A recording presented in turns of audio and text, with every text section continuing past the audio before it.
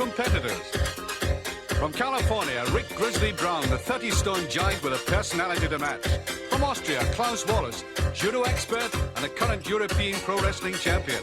From Finland, Ilkka Niemisto, former Olympic canoeist, and at 42, the oldest competitor. From Toronto, Dusko Markovic, the Canadian Highland Games champion and undercover drugs cop. From Lille, Jean-Pierre, the 4-time French powerlifting champion and on home ground. From Reykjavik, Jón Páll Sigmarsson, charismatic showman and last year's runner-up. From Rotterdam, Ab Wolders, the tough powerlifter, back in business after serious injury. And the man they'll all have to beat, Geoff Capes, the world's strongest man.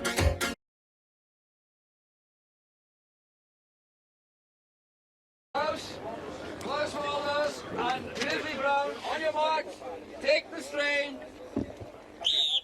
In this first event for the Daft Trucks Trophy, the tight control of the rope is essential, but you can see the slack in both lanes, although the Austrian is just beginning to get the better of this. This is probably faster than anybody really expected, and both of them enjoying the benefits of great arm strength. And the trucks are unused to traveling this fast on the fronts at Nice anyway. But the Austrian the winner by almost 6 seconds. And perhaps a little premature to start yodeling yet.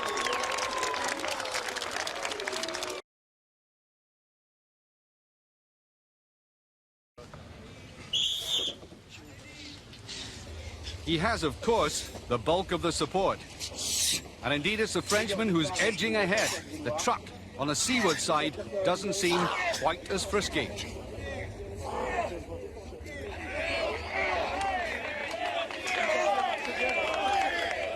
And Brouwer is the winner in 21.9.3 behind Wallace, although he and his tattoos seem genuinely pleased.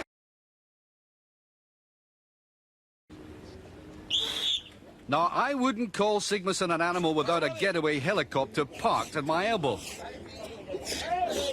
Mark you, the 42-year-old Finn is really pushing him surprisingly close. There's only the thickness of a tread in it. But it's Sigmarsson's by 0.3 of a second, the fastest time so far.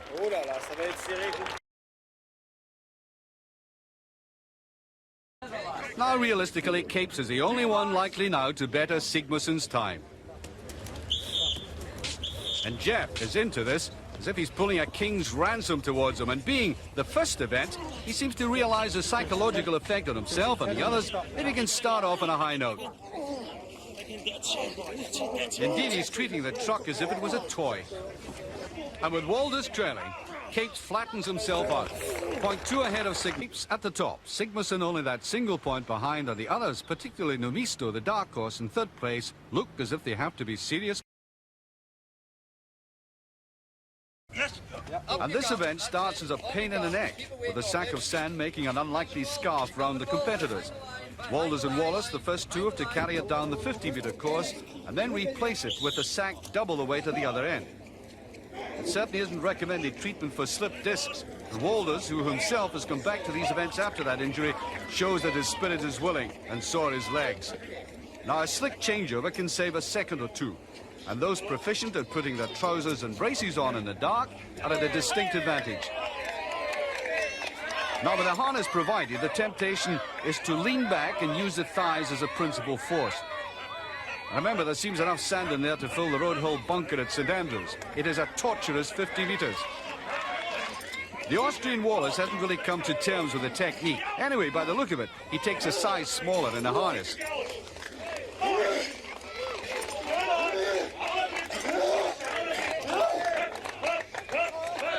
Inelegant, but survivable. Well, this is where the coaches begin to pay their way. The voice must bring some kind of comfort.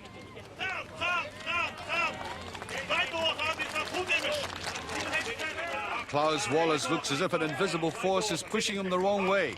The barrier seems too much. Only a few feet in it, the worst few feet.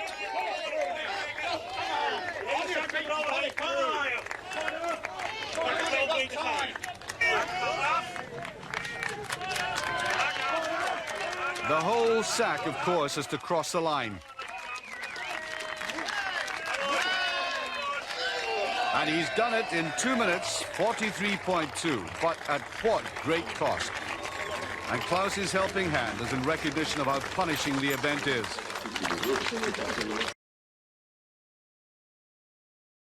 Finn against the American. Right here. On your marks and get set. Grizzly has the weight all right, but in this event, he is no Carl Lewis. Namisto is the oldest man in the tournament, and unlike Samson, he kept his strength when he lost his hair. And with his kind of pace, he must be making disturbing viewing for Capes and Sigmarsson. Now, this is the bit of the turn Grizzly will really like, reminding him of what he does in the wrestling ring. The Finn is electing for the long rope, so it doesn't look as if he's suffered so far. Namisto didn't even have time to say cheerio in passing Grizzly the other way. The affable American is toiling.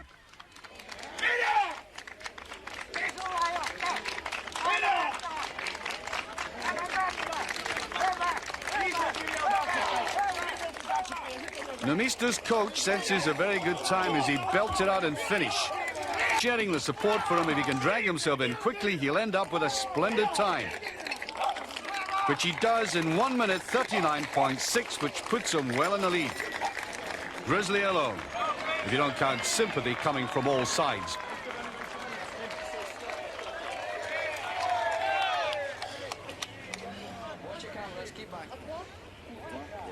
Backing towards the palatial but indifferent hotels of Nice, he's given it everything, but it's not getting through now to those huge muscles. Big men like Grizzly exhibit a special kind of misery. This first section will be to his advantage. And Brulwell will have to try and match Geoff's great speed over the ground.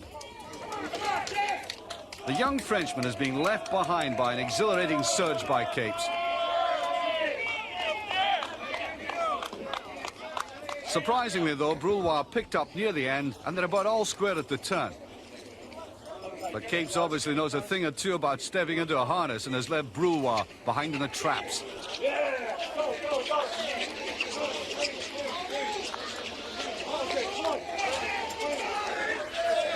Well, at this stage, Capes looks fairly comfortable. He's practiced hard at this event, and it looks as if it's paying off for him now. He's also smooth. Oh, he didn't want that part touching the ground. And Mark Higgins, his coach, knows just how much to scream at him.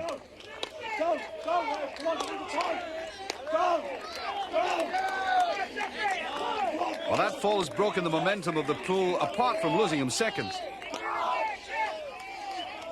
Well, that unfortunately stems from even Capes getting tired. But he's done it in a very impressive 1 minute 15.8, although his huge frame has suffered.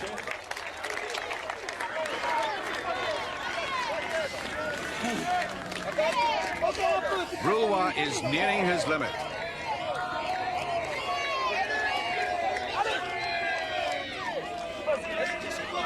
But he does know when enough is enough, and a sprightly-looking Sigmarsson in the background acknowledges his efforts.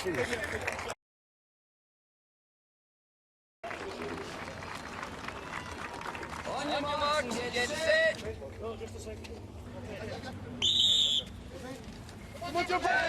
On speed, nothing much to choose at the moment. Sigmarsson's first to the turn, though, and quicker with the harness.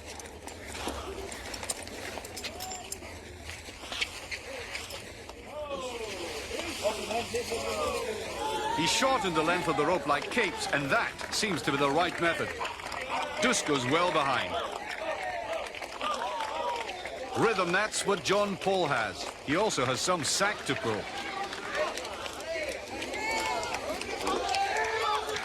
Signs of a tired man there. It's very quick, even though there are more than traces of a struggle now in Sigmarsson. But he's over in an astonishing 1 minute 6.4, and grateful for the lie down. Only a couple of yards to go for Markovic. Stop. time, is that it? No, the time limit is up, but the new boy has put himself into 4th place. Sigmarsson's event all right, good control, fine attack, Capes not all that far behind, and the growing champion of the middle-aged Numisto belying his age. Overall score count after 2 events, Capes and Sigmarsson neck and neck with 15 apiece, followed by Numisto, worrying the big 2. The current European wrestling champion Klaus Wallace is off with the first stone weighing 95 kilos or 209 pounds. Not much strain there, but Jón Páll will tell you this event has special problems. The grip on the stones, and also you have to be very careful about your hamstrings, your legs, because you stretch the hamstrings a lot when you try to pick up the stones. The third stone, 221 pounds. Saying it in kilos, 120. Doesn't make it any easier. But he doesn't look especially ragged putting that in. Now the fourth, 130 kilos. He doesn't much like his belt now. Well, fortunately, nothing has fallen down. On he goes. He's done it.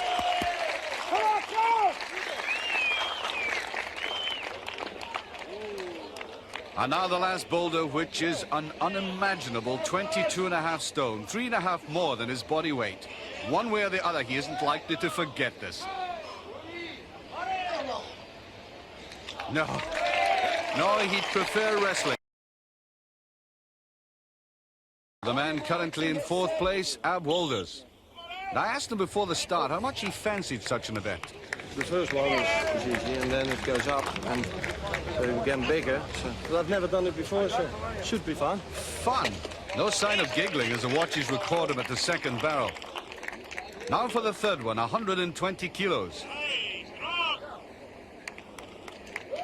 He's well ahead of Wallace's time at this point.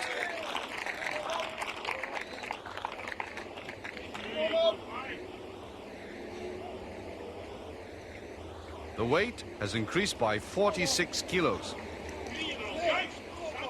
And he knows it. And more than half a minute up at the same point. Well, Wolders is a nightclub bouncer, and he's done enough to convince me I wouldn't gate crash one of his parties. But this is the real test. No, it's a wise man who knows when to let it. Found the going too hard and could only manage 2 stones, much to the disappointment of those who thought he had more in him. Which made the bear growl.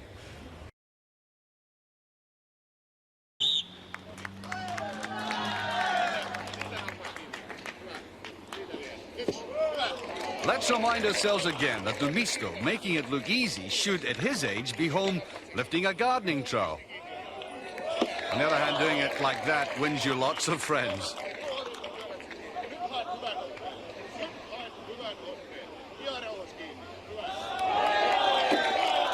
The third stone treated almost with contempt. Somewhat heavier is the 4th stone, precisely his own body weight, 130 kilos. The coach thinks he can do it. What an amazing man he is.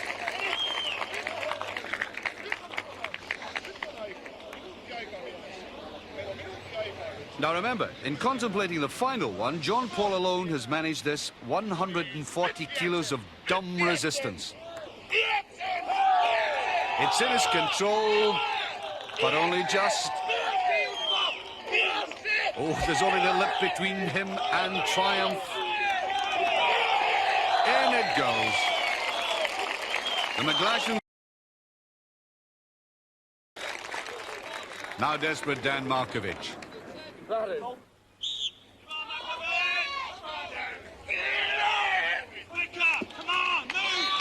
He's not messing about, obviously thinking speed is a virtue.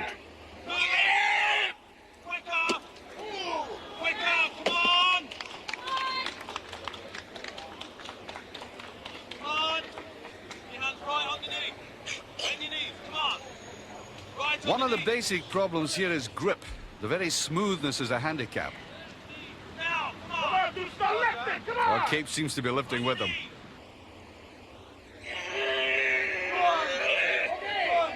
Oh, Dusko's finding it all a bit much. Oh, he's done it. But that's enough.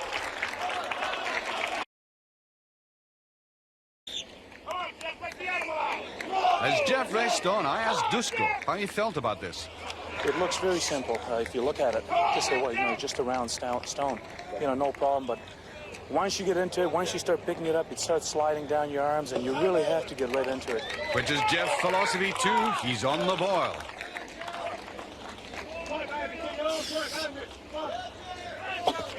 At this point, he's the fastest so far.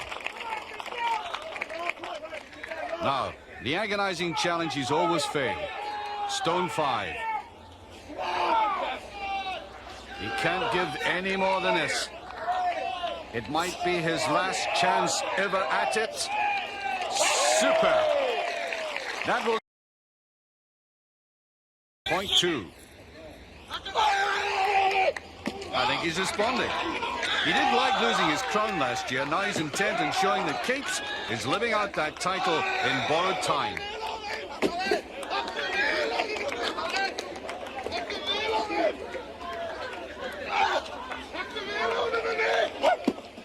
He certainly started fast, but all the competitors slow down approaching that last stone.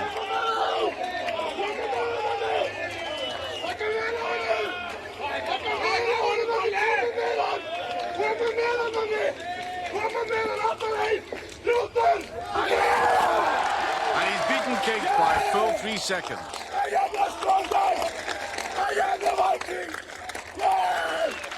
The modest Icelander has taken the event by storm. 3 lifted 5 stones. Nomisto is improved. Sigmarsson 1 ahead. Capes with 22. Nomisto close at 18. Wolders 14. The rest trailing.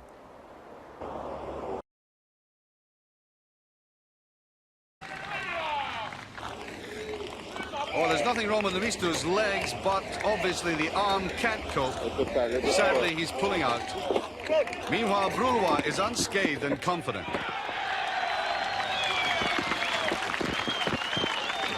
Frenchmen are normally more respectful of their cars than this. The last car, and Brulois is now in the mood. It's now all in a quick sprint. The time 32.6. And consolation and treatment for a despondent Finn. Next heat was Wallace of Austria, Jón Páll Sigmarsson of Iceland. On your march to get set. Not an event that would likely give Jón Páll many qualms. Oops! That cannot be for the knacker's yard after that. Well, Jón Páll might have hurt his leg, but it doesn't show. Well, he really can't get enough of this challenge. You obviously don't need jacks in Iceland. Oh, it's very fast. 22.2. Wallace with a third. Oh, I think he's forgotten there's a finishing line to this. And Capes must appreciate the legwork of Iceland's now.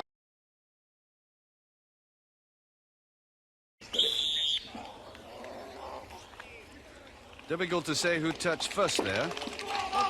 Certainly the Dutchman's car is off first. Jón Páll obviously knows his stuff about this man, who clearly has no love for French cars, which are proving stubborn for Dusko. This is very fast indeed. 18.1, and it puts him in the lead.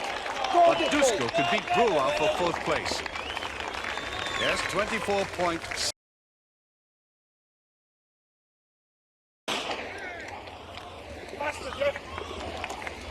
Told you so. He's after Wolders in a big way. Believe you me, that car is no toy. Fast though this is, the final sprint will matter. He's lost none of his well-known speed. He's beaten Wolders, but by less than 1 second. Back down the course, Grizzly's in trouble. He seemed to slip and crack his head against the first car. The grass has proved greasy, and not many things put this man on his back. Wolders second, Jón Páll third, Markovic fourth, Brewer fifth. An event which certainly took its toll of the competitors, but Capes needed the points. And moving into the evening event, he's chalked up his second win and moved into a 1-point lead away from Jón Páll, both drawing away from Wolders.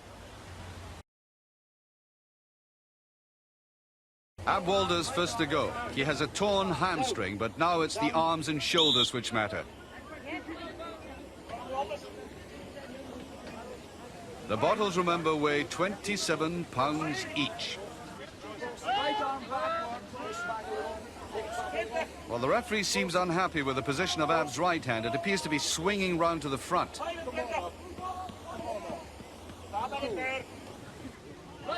It's always a help to know the time. But the referee has penalised him after a second warning for that right arm. And certainly the referee hasn't won any favours with the Dutchman for that decision.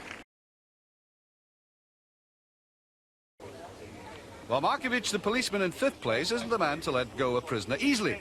But then he doesn't hold him up like this. Not officially, anyway.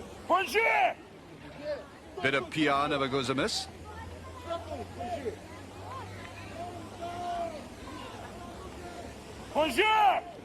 A Yugoslavian naturalized Canadian and speaking fluent French. He's appealing to everybody. Well, there is a reaction. Give it a time.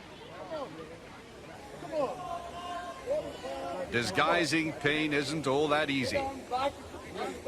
Referee telling him to keep the arms back. That's it, though.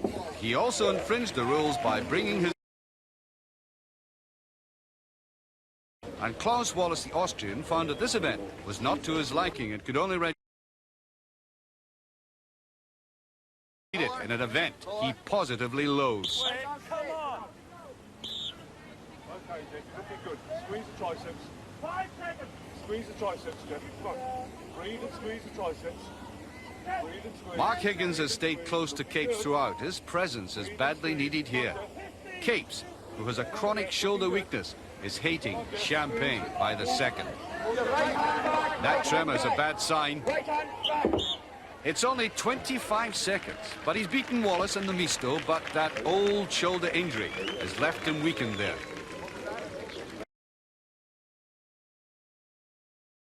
You don't need to be a masochist to build up for this. It's simply Jón Páll's way. Remember not to bring the arms forward and keep your hips back and lower the bottles at the end. Okay. Now, Jón Páll prefers mobile events, but since he's fond of winning, he'll not flinch. Now, he's either thinking of drinking champagne afterwards, or Miss Iceland, or even both. His left arm is appealing for help, but the trainer's voice is all he has.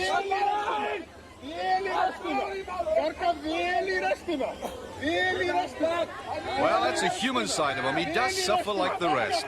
The argument is between mind and body.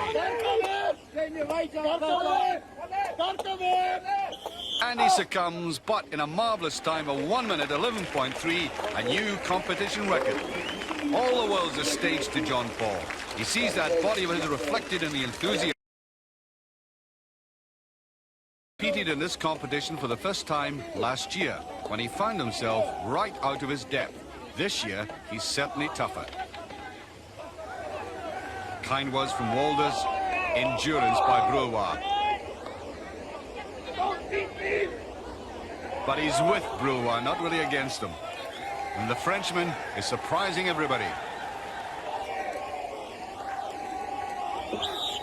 But he's gone. The time 1 minute 11.1, a mere 0.2 of a second less than Sigmarsson. The French are delighted. The massive form of Grizzly Brown in position. He broke the competition record for this event last year, so he's got to be strongly fancied, although everybody seems to be pressing him more closely. Lower, lower. Before he went out, I asked him how he blocked out the pain. I think of the things that bring me the most joy in my life and my family. You see, I think of God and my family. How corny that sounds, I don't care. Nothing theatrical about that yell. You could say he's calling for mercy.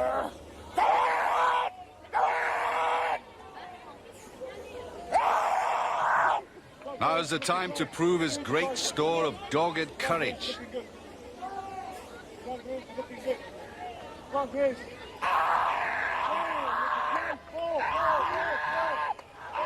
He's done it. He's beaten Jón Páll by just under a second. Relief gained, pride restored. Home points at last for Grizzly and Jón Páll again second, but Geoff way down behind Brulwa and Markovic. So Sigmarsson increasing his lead, but Capes still challenging with Ab Wolders and Dan Markovic in third and fourth places, but the first two are drawing away. And Grizzly, you would think, his huge weight must be an advantage. Take the strain.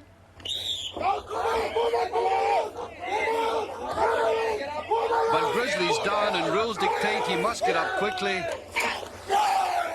Doesn't he look better than Champagne? Well, he was hoping that his success last night would act as a spur to improve his position with this event today. But a consoling hand from the victor, Jón Páll, who's looking stronger by the minute. And now the bout between the two experts in this game. Geoff Capes is reckoned to be almost unbeatable in man-to-man tug-of-war. But the Canadian Highland Games champion is no slouch either, and this could be interesting. Take the strain. Take the strain. Oh, stop. Well, yes, I think David Webster stopped the bout because in his excitement, Geoff jumped the gun and started pulling just a fraction before the whistle blew. There's a look of "don't do that again to me, brother" on Dusko's face. Take the strain.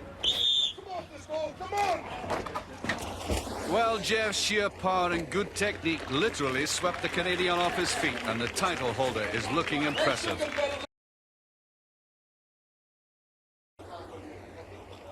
Jón Páll Sigmarsson of Iceland. Jean-Pierre of France. Take the strain. Well, it would appear that Monsieur Brulwa isn't too keen on early morning dips, but a man from Reykjavik has other ideas. This is French synchronized swimming. Well, going in has saved him penalty points. Coming out has saved him pneumonia. Well, at least you can say about these big men, the fun is clean. Against Geoff Capes, wearing his gunfighter look. Take the strain. And again, Geoff turning on that awesome technique and power, but Klaus hasn't disgraced himself. He beats Brulwa earlier, so that means the best result yet, and a very creditable third place for this showdown. Capes versus Sigmarsson. Not looking quite so confident for a change. Jules and the sun. The personalities as tight as the rope. And Geoff's got him. That's a great result. But there's a tremendous bond between these two, but the big Lincolnshire man's experience made him unbeatable. Confirmation on the board, Geoff's third win, but ominously again it's Jón Páll in second place, with Klaus Wallace for the first time in the top three. Overall, 2 points separate Capes from Sigmarsson. Wolders and Markovic fight for third, but it's a straight duel for the top.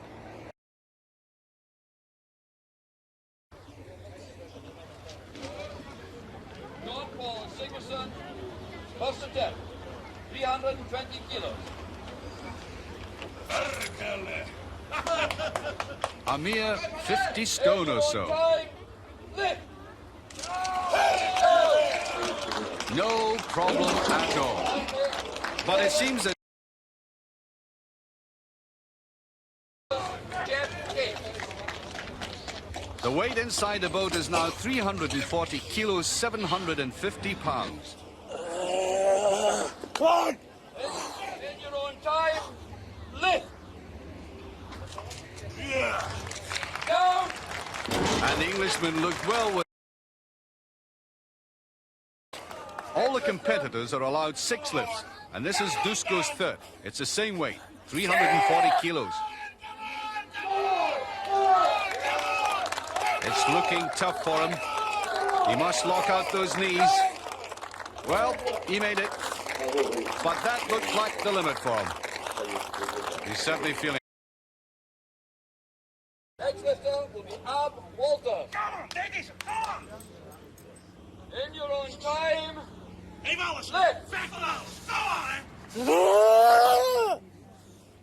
His fourth lift, and he's attempting 360 kilos, 795 pounds.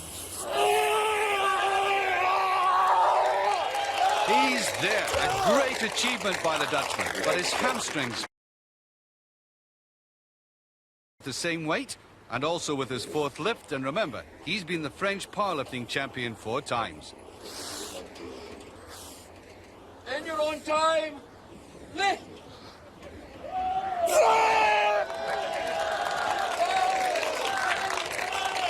A very controlled lift, and he's certainly taking no chances with the referee, and that's a good lift by the Frenchman. Is 380 kilos, 59.5 stone. Lift!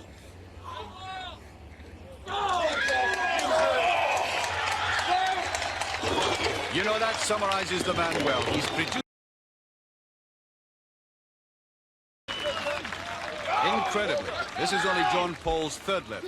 He's saving his strength for the really big weight. He's attempting 400 kilos, that's 63 stone, 3 times his own body weight. And doesn't that seem very easy? Yet again, he seems to have infringed the rules. David Webster tells him to keep his back straight, and of course, having to lift 400 kilos again means expending a lot more precious energy.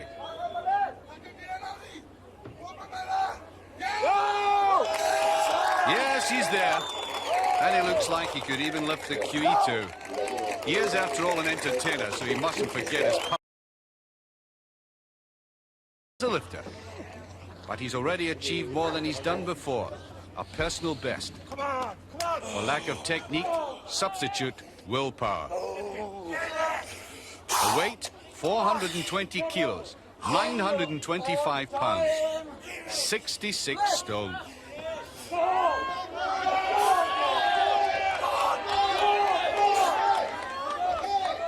It's not going, and he readjusts his stance as Jón Páll anxiously watches. Nope. Oh, I think you heard that, saying no, and that's it. Wisely, he's not risking injury, but another sign that Capes, the champion, will... This is his fourth lift, so he's got 2 more in reserve if he so requires. Carefully strapping his wrists. In your own time, lift! I wonder if he's in trouble.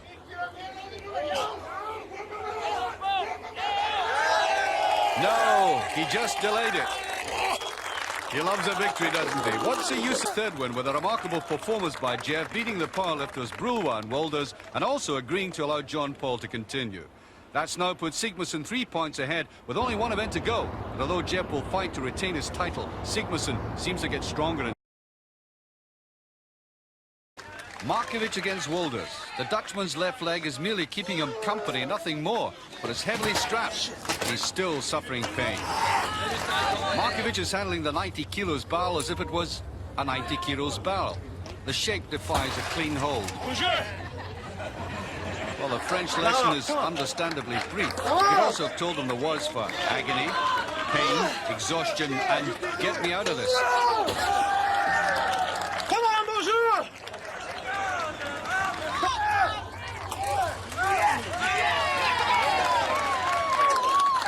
Both of them, surprisingly, think they've had enough.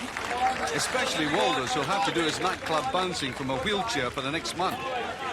But Markovic is going to go on, even though the referee has warned Wolders that he'll get no points if he doesn't complete another lift. The Canadian is about to go with 310 kilos. He knows it's the last event anyway, so the thought of leaving Nice for a winter in Toronto is enough to make a man try anything.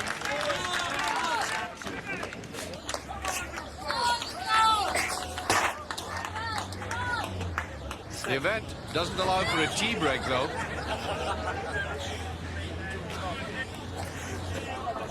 Just lift 310 kilos of an unyielding barrel, and you can go home with your head held high. That will do. He bowed, except he wouldn't get back up again. Thank you. The cut is... Get set. Okay. You really have to remind yourself constantly that there's a generation of athletic achievement separating these two men. Because they're still so close in competition, we easily forget that it's Capes at the age of 37 who's producing the exceptional.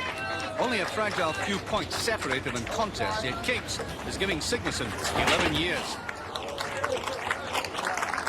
In accepting this, Capes now has a kind of rugged dignity which Jón Páll may one day come to support us. Sigmarsson, with a second barrel of 90 kilos, is about to draw away. This time he has a good sense not to rub it in by hamming it up. Capes is a genuinely tired man that appears to be no zest. Jón Páll is now acting as if the rest of the week has been merely a warm-up. Capes looking back not just at an immediate opponent, but at what is now clearly a phenomenal athlete whose clean-lived strength has maintained the very standards which the big Englishman would wish to endure. Barrel number 3. Capes downhill.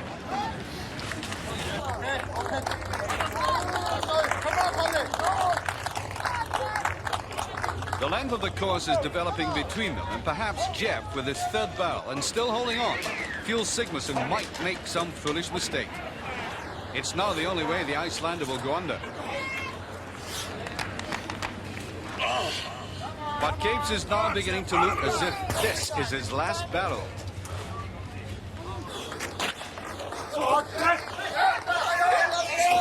Sigmarsson's fourth barrel is on, but now they're companions again.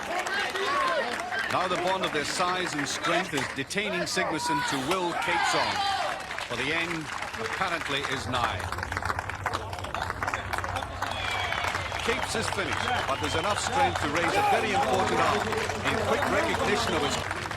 What the new champion has to finish to get maximum score, and this he wishes to do to prove a point. The point being is that he has so much in reserve.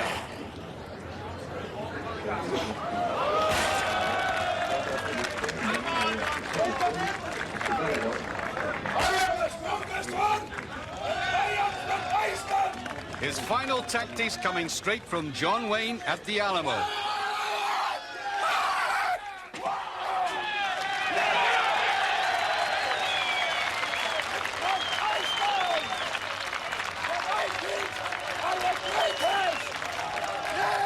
The scores which decided it all. Jón Páll only a point ahead, but in reality well out in front. Capes second, Markovic finishing stronger than the crippled Wolders. And as Geoff Capes said, there wasn't much between himself and the younger man. The injured Dutchman in third place wasn't disgraced, and the Canadian Markovic impressed as a... And there's little danger of Jón Páll being disqualified for his last lift. After all, he surely deserves the good things in life as the world's strongest man.